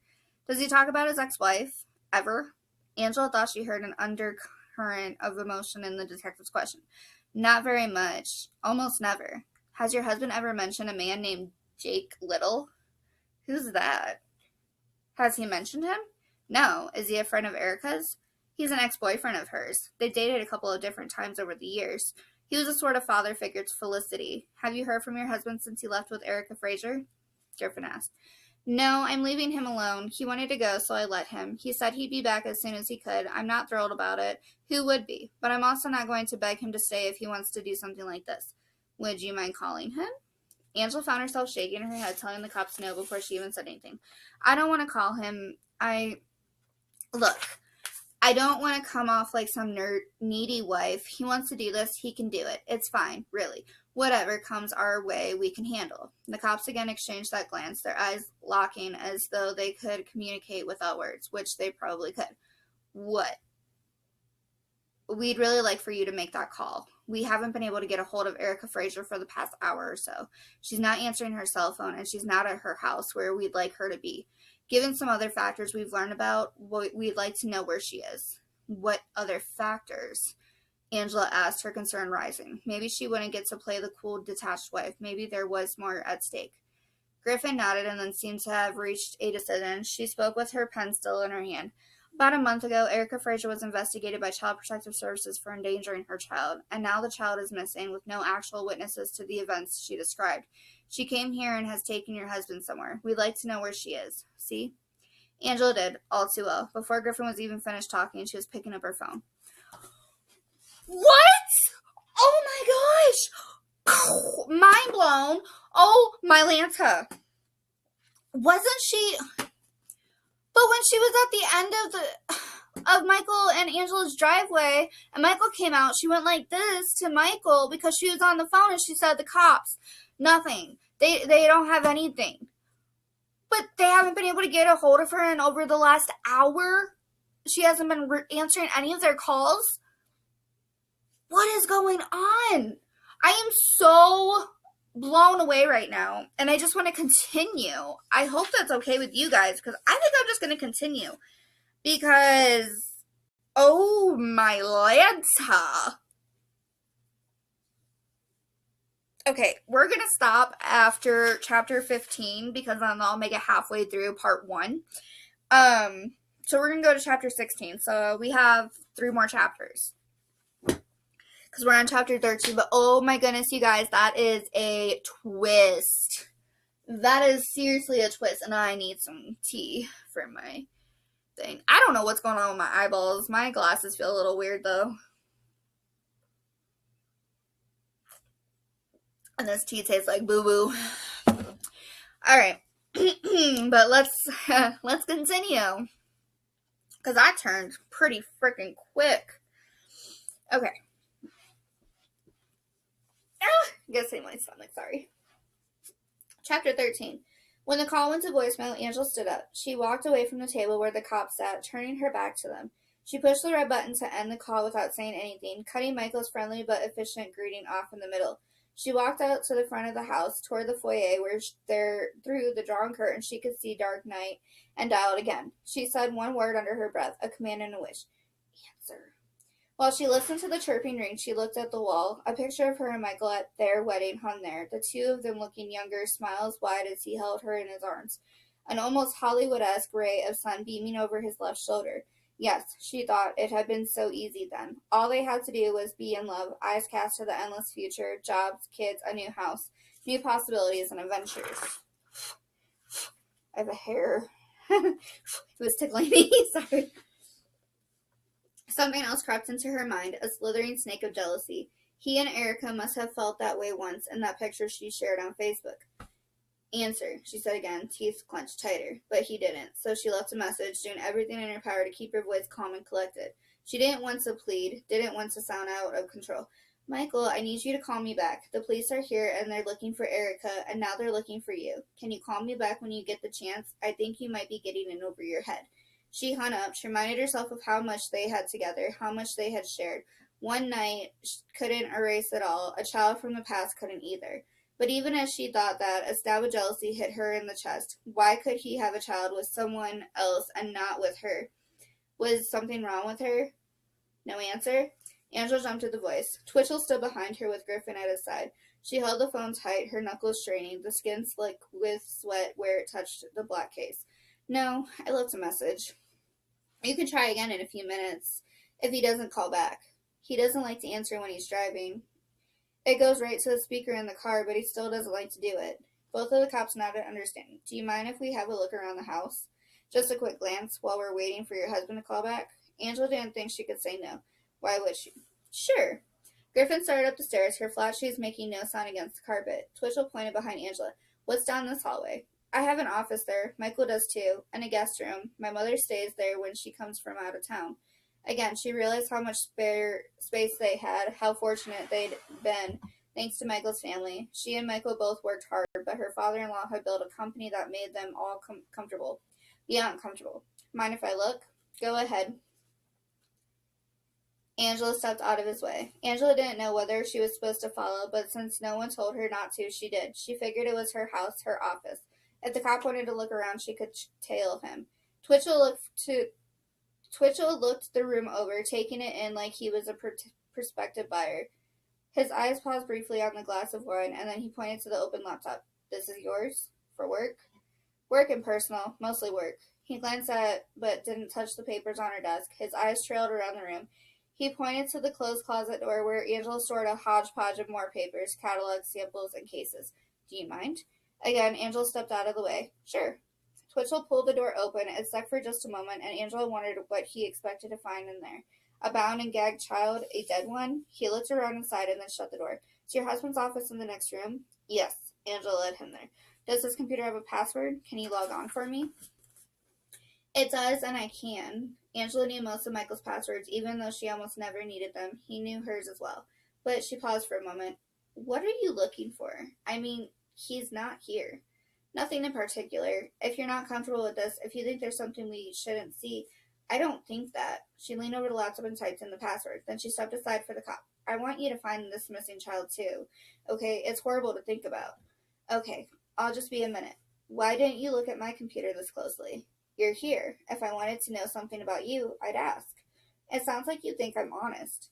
I try to give people the benefit of the doubt. That might be a risk for a cop. Might be. He turned away and started tapping on Michael's computer. Angela felt like a fish out of water, so she walked to the foyer and met Griffin coming down. That's it. Thanks for letting me look. You're welcome. Is there a basement? No. Attic? Yes, but we don't keep anything there. You go in through a pull-down ladder in the garage. We can check that on the way out. Has your husband called back? Angela looked at her phone as though a call might have come through that she hadn't heard. No, I'll try again. She hit the call button and listened to the ring, just as it went to voicemail. Twitchell spoke from the other room. Griffin, you out there? I think you're going to want to see this. See what? Huh? Oh my goodness! What did they find? This is getting all too weird. The fact that they can't get a hold of him because his phone's off, and the fact that they can't reach her, but she lied to Michael and said that she was talking to the cops and they still haven't found anything. And then the fact that she also was just in trouble not too long ago for child endangerment, and then her child goes missing. She tells Michael that she could be in a lot of trouble because they saw her in the park, but not Felicity. Oh my goodness. Could she have done something to her child and now she's going to take the father out too? Or is this her way of trying to get him back and spending time with him? She's been checking his Facebook too, which is very strange as well. But we need to continue. I do need a drink of water though, so give me 1 second. I got super comfortable. Sorry. I hope you guys can still hear me.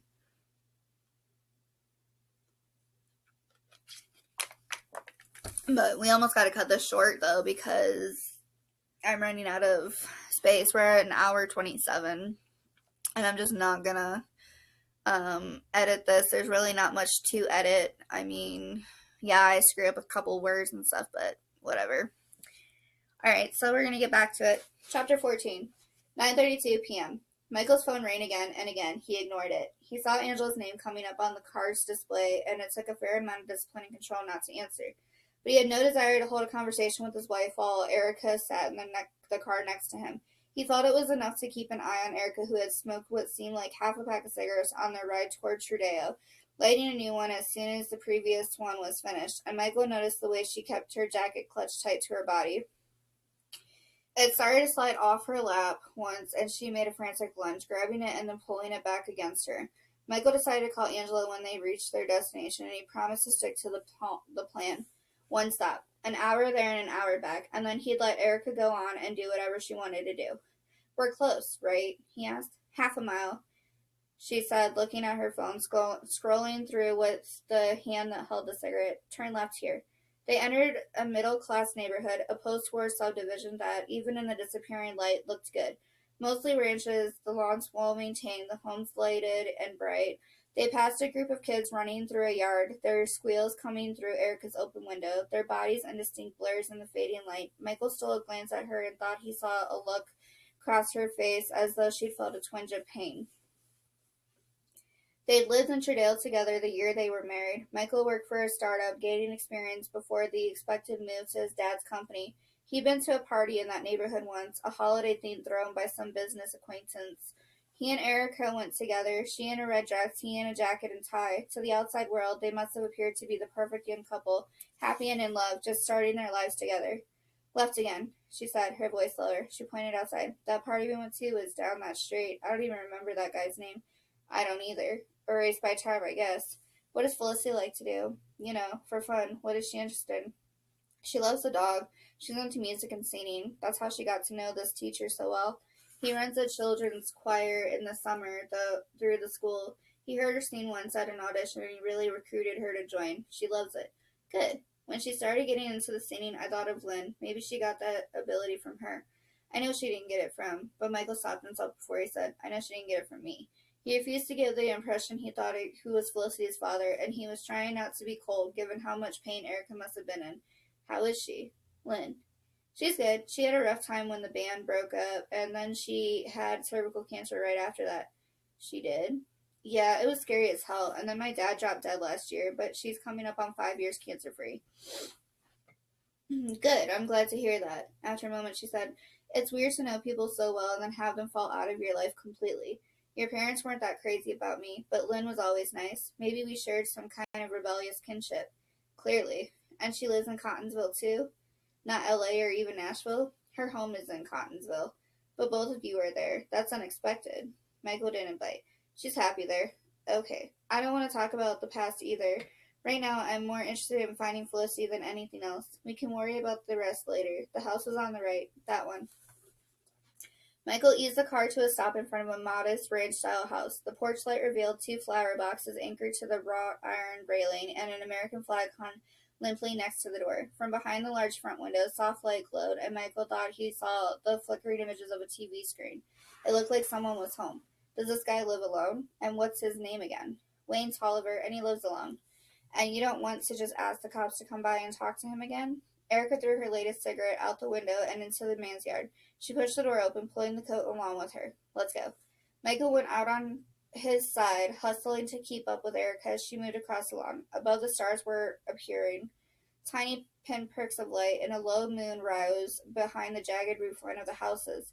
The temperature remained warm, the air muggy and full of swirling insects. Michael wanted to return the call to Angela, but Erica hurried across the lawn and bounded up the steps. She rang the doorbell several times in a row, just as she had at his house, and then used the flat of her hand to pound. She took the jacket and slipped her arms into the sleeves, pulling it tight to her body.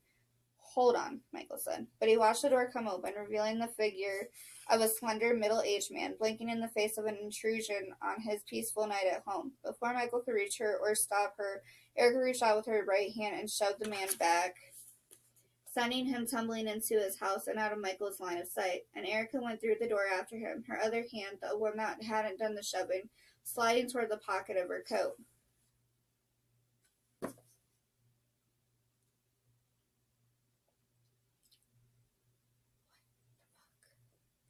Okay, as I'm reading this, and I'm realizing that she knows that he took over his father's company, they live comfortably, him and his wife, I'm wondering if she staged her own daughter's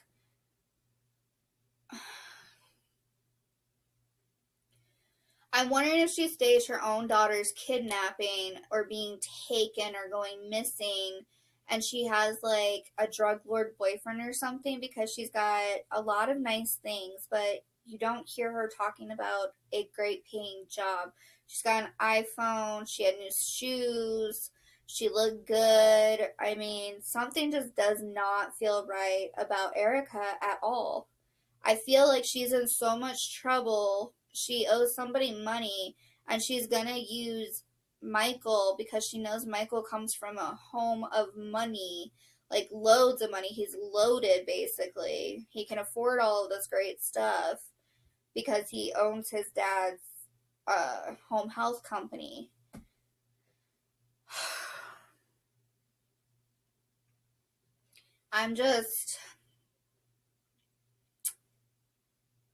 We need to continue with chapter 15.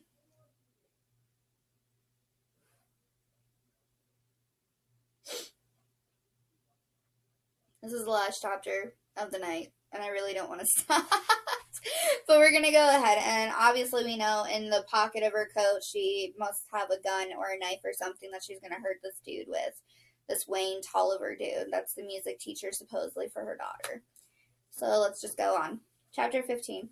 When Michael came through the door, Wayne Tolliver was on his back, scrambling away from Erica like a frightened crab. She followed after him, trying to step over his pumping legs. Michael shut the front door, making sure they didn't give the neighbors any kind of show, and then he reached for Erica, trying to pull her back from Tolliver and keep her calm. Easy, easy. I thought we wanted to talk to him. Tolliver managed to push himself over to the couch, and he leaned back against it, his butt still resting on the floor. Even sitting down, Tolliver looked like thin and tall. He wore a button-down shirt, black pants, and house slippers, one of which had fallen off in the struggle, revealing a pale, knobby foot. His thinning brown hair fell over his forehead, and once Erica seemed to be calming down, he reached up and brushed it back off his face. Michael guessed he was in his mid-40s. I'm sick of talking, Michael. I'm sick of answering questions. I've been doing that all day. That's all you wanted to do in the car, just interrogate me and question me. I want answers now. I don't want to give them. You're not going to get them this way, Michael said, imagining the police bursting in at any minute and arresting him and his ex-wife for breaking and entering an assault. Michael walked over to the helpless-looking Tolliver and held out his hand. Tolliver's eyes, wide with suspicion and fear, were two ovals of mistrust, but Michael kept his hand out, and finally the man relented and accepted the help. Michael pulled him to his feet and then eased him onto the couch. A bottle of Glenlivet sat on the end table, a half-full tumbler by its side. Why don't you have some of that scotch? Michael said, pointing. Tolliver's breathing started to return to normal. He smoothed the sweater down across his chest and stomach, trying to look dignified and composed after his slide across the floor. I think I will. Thank you. His voice sounded refined and thin. Erica came close as Michael stood between her and Tolliver. She too breathed heavily, but from anger, not exertion. She remained silent as Tolliver sipped his drink, his lips pursing as the liquid went down. Okay, Michael said, trying to control the situation. Now, everyone is calm? No one's going to jump anybody, are they? He looked at Erica, who hadn't said anything in response. Sorry, didn't realize that was on. Okay. Right? He asked, prompting her. He needs to answer some things, she said. Either the scotch or Michael's body serving as a human buffer emboldened Tolliver because he said his voice as sharp as a scalpel. I already answered all the questions with the police this morning. Do you think that was pleasant for me? An educator dragged in there when a little girl disappears? Did you tell them how obsessed you are with Felicity? How you tried so hard to get her into the choir? Did you tell them all of that? Tolliver rolled his eyes. He reached out and poured some more scotch into his glass. His movements slowed and mannered, even though his hand still shook. After he had taken another drink, he asked, Who is this? Another male friend? This is Felicity's father, Erica said. Hearing the words spoken that way, to another person and not to himself, made them seem somehow more real, more powerful, and Michael couldn't deny that some part of him liked the sound of them. While he held himself back from completely accepting the reality of those words, he knew he was slowly warming to them. Tolliver's eyebrows rose. He looked smugly surprised. Well, Felicity's father. At long last, we meet. He studied Michael, one eyebrow cocked. I know your sister, Lynn. You do? Not well. I'm a musician, too. I admire her skill as a songwriter. I heard she had a health problem. She's fine. What did you tell the police? Would either of you like a drink? Tolliver asked. No, just tell us what she wants to know, and then we can leave. Tolliver sighed theatrically. He placed a glass on the table. I told them the truth. I was teaching a class at the community center this morning. It's summer break, and that's what I do. I also told them they were welcome to come and search the house, but they didn't take me up on it. This is a condensed version of the story. Of course. I think Felicity is a great kid. I do. I think a lot of my students are great kids, but I thought Felicity merited special attention. He cut his eyes at Erica, and not for the reason some people think. Because of her talent, that, and she needed other things. Erica shifted next to Michael, moving in the direction of Tolliver, but not going all the way. Michael sensed something easing in her posture, a resignation. After Child Protective Services had been called on Erica, I thought it might be good for the kids to have someone paying attention to her. Oh, he just dropped it. Holy mackerel. Okay, we're gonna do one more because I cannot stop reading this. I just want to read and read and read and read and read and read until we are done. Oh, my Lanza. Chapter 16. Okay. Michael turned to Erica, who was standing so close he could once again smell the sweat and desperation coming off her body. When was that, Erica? Last month? Erica was shaking her head, and Michael noticed that her left hand had slipped back inside the coat pocket, the one her hand was in when she first went through the door into Tolliver's house. She looked less defiant and more sad, some of the steel going out of her jaw. Her features drooped ever so slightly, and almost imperceptible sagging. Michael remembered that look and pose from college. It often came after the intensity after the drama when she appeared to be running out of steam, slumping back into herself as though overwhelmed by everything. What is he talking about, Erica? She took a step back, focusing her attention on Michael, as if Tolliver weren't even in the room. The vulnerable look in her eyes took Michael back to the times in college when they fought or when Erica felt sad, to the days near the end of their marriage when tears fell constantly. Erica seemed to feel everything more deeply than other people, to bend far but never break under the weight of emotion. Michael hated to see it, hated to see someone he once cared about looking that way after everything else she'd been through. But he wanted to know what had happened. He needed to know before he went another step down that road. It's not easy being a single mom, Michael. It takes a toll, day after day, of being alone with Felicity. Of course, he kept the next thought to himself. That was your choice. You could have had my help if she really is my child. I admit there were times I wasn't the best parent, juggling a career with raising a daughter and trying to have some kind of life for myself. I made mistakes when Felicity was young. Maybe I partied too much from time to time. Maybe I left her alone a little longer than I should have on a few occasions. Michael listened, withholding judgment. Behind him, he heard the neck of the scotch bottle clink against the glass as Tolliver poured himself another round. Michael had to admit having a drink sounded good. Erica said, "It's true someone called Child Protective Services on me a month ago. I'd gone out and left Felicity home alone. She was wrapped up in doing homework, and I hated to interrupt her. I was just going to the store to get something to bring back for dinner. Just a 20-minute round trip. No big deal. And I kind of wanted a little break, a little time alone to clear my head." She reached up, scratched her forehead. It also looked like she was shading her eyes, preventing Michael from seeing them as she spoke. "But I ran into someone. A friend of mine. I heard it was a guy. An ex-boyfriend." Erica lowered her hand, gave Tolliver a frosty look. The vulnerability disappeared. "Yes, an ex-boyfriend of mine." She looked back at Michael. "His name is Jake Little, and we dated when Felicity was young. It's the only serious relationship I've had since we split up. To be honest, he's the closest thing to a father Felicity has ever had." Michael tried to picture the guy, wondered if he'd been acting as father to his own biological child. He felt what he knew in the moment was an unreasonable jealousy. Had another man served as Felicity's father? How much had he really missed out on? Jake moved back to town 2 or 3 years ago. When he and I first split up, he moved out of state, and we fell out of touch. But when he moved back to town, it was easy to pick things up. I'd been alone a long time, and Felicity knew him, and she needed a dad. She looked at Michael. "Don't you agree?" "What happened that led to this call?" "Jake and I split up again about 8 months after he moved back to town. It just didn't work then. Or ever. And I didn't want to get in too deep with him." Sorry. "And let Felicity get attached to him all over again." "So you cut it off cold with him? The second time?" "Not cold. We talked from time to time. He knew about Felicity's life. In a pinch, he helped out with watching her a few times. He took her to the zoo once, but our romance was over. I wasn't going to play that game with him. So you went to the store, and what happened?" "I ran into Jake in the parking lot. We talked, sitting in my car, and yes, I opened a bottle of the beer I'd bought. We both had one while we talked. I lost track of time. I hadn't had that kind of good long talk with an adult in a long while. And Jake, he wanted even more contact with Felicity. He pushed for some kind of full visitation rights. He pointed out that he'd been like a father to her. You know, I don't take it lightly if a man wants to come into our lives.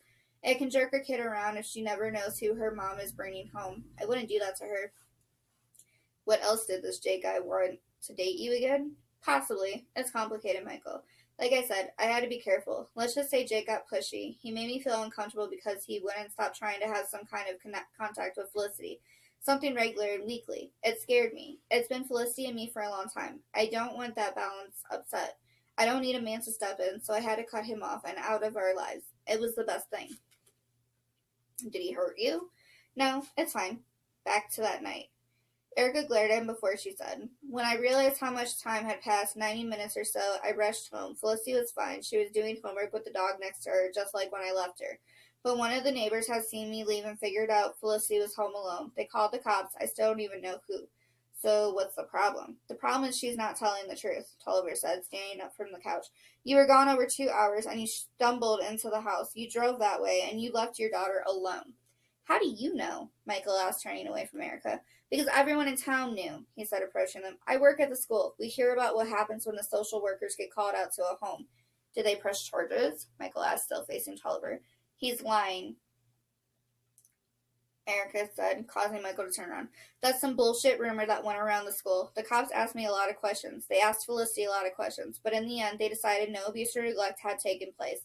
They closed the file. The embarrassment was enough punishment. I wouldn't make the same mistake again, and I didn't drive drunk or stumble in. I was talking to Jake, a serious talk out over one beer. That's it." Michael's mind turned through Erica's story, not sure what to believe, but one thing did stand out. "But you left her alone today? You told me you left her in the car in the park while you walked the dog. I know it's not the same as leaving her at home alone, but why would you ever even let the kid out of your sight again?" "And that's not even all of it," Tolliver said from behind, his breath brushing against Michael's neck in a way that made him shiver. "Tell him what's been going on the last few days." Before Michael could ask, before the words could even form, Erica brought her hand out of her coat pocket and swung it in a low arc toward Tolliver's leg. Michael's mind tripped over the possibility. A knife? A small club? But then came the sound in the flash, something that crackled like lightning, followed by Tolliver's wail of pain and collapsed to the floor. He was writhing like a wounded animal, his body thrashing. Erica held a stun gun. What? Okay, so there is a lot. Okay, we have to stop there, but there is a lot going on in this book, and oh my gosh, so much.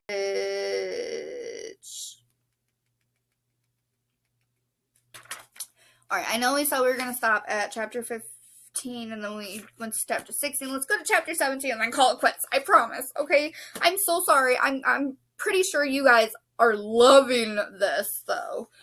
This is so interesting.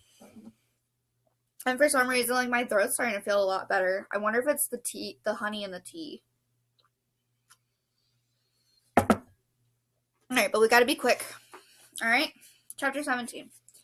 9:40 p.m. Angela followed Griffin into Michael's office. The desk was neat and clean, not cluttered with papers as hers currently was. On the wall behind Twitchell hung Michael's 2 diplomas, a bachelor's degree in management from the University of Kentucky and an MBA from the University of Louisville. Alongside those were framed photos of Angela's and Michael's families, including a snapshot of the 3 Fraser children from many years ago, with Michael standing behind his 2 blonde-haired sisters. "What's the matter?" Twitchell pointed at the computer for Griffin's benefit. "This is Michael Fraser's," he said. He looked at Angela. "What does he use this for?" "Mostly for work." Angela wondered what on earth could be on there that would merit comment by the police. Even if Michael occasionally looked at porn, so what? Didn't all men? "No one else uses it?" "You don't?" "Almost never. I have my own." Twitchell spoke to Griffin. "The desktop has almost all work stuff. Reports, spreadsheets, files. None of it seems relevant to us." "But," Griffin said, prompting him. He looked at Angela, his brown eyes magnified by the glasses. "I looked at his social media sites. I guess he's only on Facebook, right? No Twitter account, no Instagram or Tumblr?" "That's it. Michael doesn't really like that stuff. He always says he's going to deactivate his account and walk away. He thinks it's a time suck." "Well, it is. I agree." He looked back at the screen. "I checked his search history. Most of it's pretty mundane. Baseball scores, he must like baseball. It looks like he's a Reds fan. Sorry. They're not very good these days. Then there's weather, stocks, more work stuff. Is something wrong? You didn't call us in here just to give us a rundown on Michael's browsing habits." Twitchell leaned back in the chair and folded his arms across his chest. The spring squeaked as he adjusted his weight, tilting his head as though considering Angela in some kind of new light. "Are you sure your husband hasn't had any contact with Erica Fraser recently? You just told us you thought he hadn't. You told us he didn't know about the child, whether she's his or not." "I told you what I know," Angela says. She felt the return of the twisting steel worm of doubtful jealousy wriggling within her chest. Twitchell uncrossed his arms and pointed at the screen. The only thing that stood out in your husband's browser history is the number of times he's visited Erica Fraser's Facebook page. It looks like it's a somewhat frequent occurrence. Angela's feet propelled her forward, around the side of the desk until she stood next to Twitchell. He showed her the history and she saw the evidence. In fact, when you just type Facebook into the search bar, it completes the URL for Erica's page. Twitchell did that very thing, and Angela saw the rest of the URL fill in after the black backslash with Erica's name. That means he must go there a lot. Are they friends? What have they said to each other? Angela asked. Well, he's logged out, but you said you knew the password. Sure. Angela leaned down and entered Michael's login information. When she hit the return button, she saw the message pop up telling her the login had failed. She tried again, her hand shaking ever so slightly, and again the login failed. I thought I knew it. Do you think he changed the password? He might have. He must have. So we can't tell if he exchanged any messages with her through Facebook, and he's logged out of his email account. Do you know the password for that? Let me try. She leaned close to Twitchell to type it in. As she did, she smelled body odor and something like fried food, the product of the man spending his entire day running around in the heat while trying to find a missing child. When she entered the password she thought worked for Michael's email account, it also failed. After everything that had happened that day, she still felt surprised. She straightened up, feeling the eyes of both detectives trained on her. Would he keep the passwords written down somewhere? Not that I know of. Does he have any other devices? An iPad? Another computer? No, not that I know of. Just a phone, and that's with him. You just tried to call him out there in the foyer, right? No answer, I guess. No, just voicemail. Maybe you better try him again. We'd really like to know where they are. But Angela refused to move, her eyes scanned across the screen, taking in all of the folders on Michael's computer desk. She saw a number of things that held no interest for her, the work items listed by Twitchell, a pair of folders devoted to his fantasy baseball and football teams. Angela couldn't have said what she was looking for, anything that helped her make sense of the evening or her husband's behavior. Her eyes stopped on a folder labeled Photos. She almost turned away. What could she possibly see there? But she remembered Erica sharing that wedding photo. If Michael had been visiting her Facebook page, he must have seen it, along with a handful of other photos Erica allowed to be seen by everyone, right? She slid the mouse around until she landed on the correct folder and clicked. Twitchell looked on next to her, his face patient, his large gut giving him the aura of a placid Buddha. Angela opened the file of photos, watched them pop up into a grid on the screen. She didn't know what she was looking for. Angela knew she'd gone to Davenport County and got into it with Erica just over a year ago, which meant the wedding photo that set everything off was posted around the same time. She scrolled through the photos to the previous year and looked through them. She saw a photo of herself, a casual shot Michael took one morning as Angela made coffee. Her hair messy, and she wore a bathrobe, but her smile was bright and genuine. She loved the way she looked in that photo, loved the way Michael captured her. The photo felt intimate, a sneak peek at their lives only the two of them ever saw. Seeing the photo that way made her want to shut the computer and turn away to quit looking for things that probably weren't there. Miss Fraser, maybe we should call your husband again instead of... Damn it! It was there. The wedding photo Erica posted in Michael's file of personal photos. He captured it from Facebook and kept it. Why, Michael? Why? Okay, so we're going to stop at chapter 18. I really want to go on because I'm really intrigued. Like, beyond intrigued. If you're not intrigued, it's perfectly fine. Just let me know why. But I'm super intrigued by this. I don't understand, and this is a suspense book, by the way. I don't understand why he would keep a photo, why he changed his passwords. Like, there's a lot of problems here. It makes me wonder if that's the reason she showed back up is because she got word that he was checking in on her profile constantly. Maybe they're star-crossed lovers that just love each other so much, but it still doesn't make sense as to how he did not know about Felicity. But we're going to stop there. Chapter 18. We will continue tomorrow, and we're probably not going to get through all these books. I'll probably do a couple of these, but not all 6 of them, because that's a lot of work, and you probably won't want to hear it. So, yeah, I'm going to go ahead and hop off here. If you guys are enjoying it so far, like the video. If you're not enjoying it, dislike the video. I want to know who enjoys it, who doesn't enjoy it, things like that. I'm sorry it was super long, but I hope that those of you that are following along, if you have this book, are enjoying it and you're just as suspenseful as I am and want to continue. But we will definitely be continuing, probably not tomorrow. I just realized tomorrow's Easter, so we may not be continuing tomorrow. But I will see you guys in the next one. Bye.